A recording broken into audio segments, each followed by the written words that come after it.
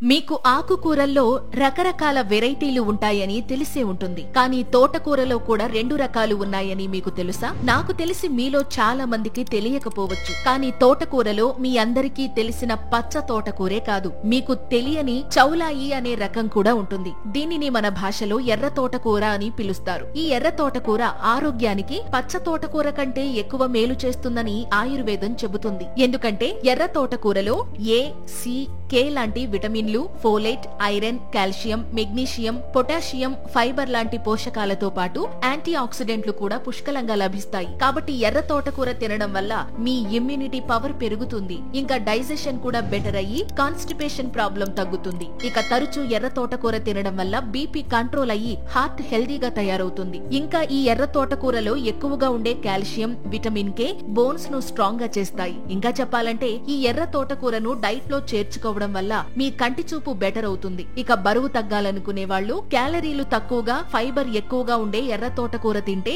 ఈజీగా బరువు తగ్గొచ్చు. అలాగే తరచూ ఈ ఎర్ర తోటకూర తినడం వల్ల దీనిలో ఉండే విటమిన్లు, యాంటీ ఆక్సిడెంట్లు స్కిన్ హెల్త్ ను బెటర్ చేసి స్కిన్ గ్లోను పెంచడంలో హెల్ప్ చేస్తాయి. సో వీలైతే మీరు కూడా ఎప్పుడూ పచ్చ తోటకూర కాకుండా ఒక్కసారి ఈ ఎర్ర తోటకూర తినడానికి ట్రై చేసేయండి. Thank you.